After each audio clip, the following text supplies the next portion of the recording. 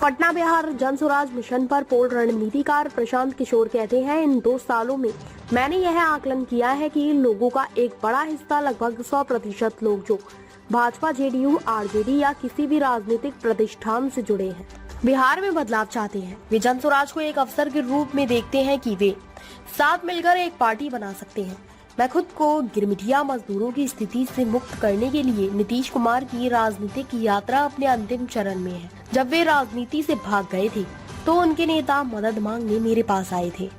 अगर मैंने उनकी मदद नहीं की होती तो मुझे नहीं पता कि आज नीतीश कुमार और जेडीयू कहां होते। विधानसभा चुनाव का मुकाबला जनसुराज और एनडीए के बीच होगा, जिसके लिए जेडीयू एक टायर है और पहले से ही पंचर है। इस स्थिति में आरजेडी ने अपने दम पर कोई चुनाव नहीं जीता है। मुस्लिम आरजेडी के लिए ईंधन है, लेकिन अब वे मुसलमान समझ गए हैं कि अगर किसी पार्टी ने उनका सबसे ज्यादा शोषण और विश्वासघात किया है तो वह आरजेडी है।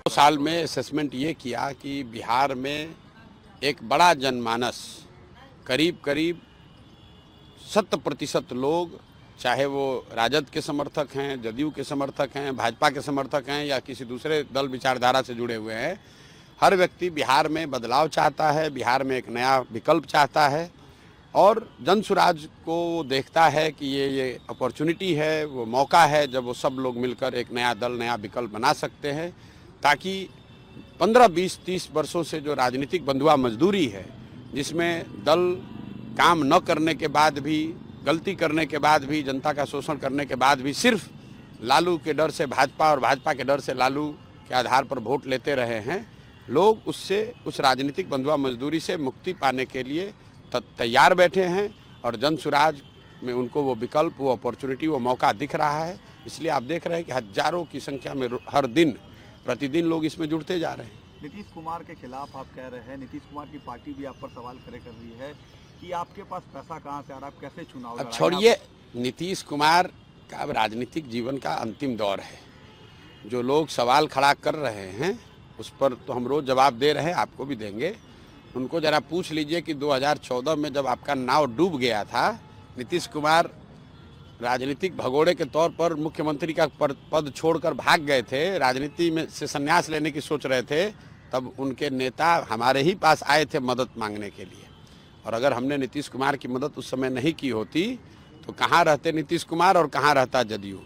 इसलिए आदमी को गीता में कहा गया है, कृतज्ञ नहीं होना चाहिए, कृतज्ञता से बड़ा कोई अपराध नहीं है। तो नीतीश कुमार और जदयू के लोग कम से कम, दूसरे दलों की छोड़ दीजिए, इन लोगों को कृतज्ञ नहीं होना चाहिए, क्योंकि अगर प्रशांत किशोर ने कंधा 2015 में नहीं लगाया होता तो न वो होते, न उनका नेता होता, न उनका दल होता। एनडीए का कोalition फिर से बिहार में काम कर रहा है, आपके लिए चैलेंज नहीं लग रहा है कि आप पार्टी लॉन्च कर रहे हैं? और क्या चैलेंज है? कोई चैलेंज नहीं है, जनता के सामने कोई चैलेंज नहीं है। जनबल के आगे कौन बल है? लड़ाई अल्टीमेटली ये मैं कह सकता हूं कि विधानसभा की जो लड़ाई है वो जनसुराज और एनडीए के बीच में होगी, ये क्लियर है।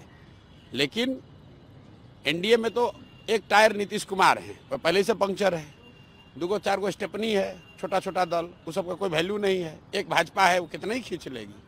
आरजेडी को आप चैलेंज नहीं मान रहे बिहार में? लड़ाई एनडीए और जनसुराज में है तो आरजेडी को क्या मानेंगे? आरजेडी तो लालटेन है, जिस बिहार में। किसने कहा कि बड़ी पार्टी है? कई गो एमपी जीता है?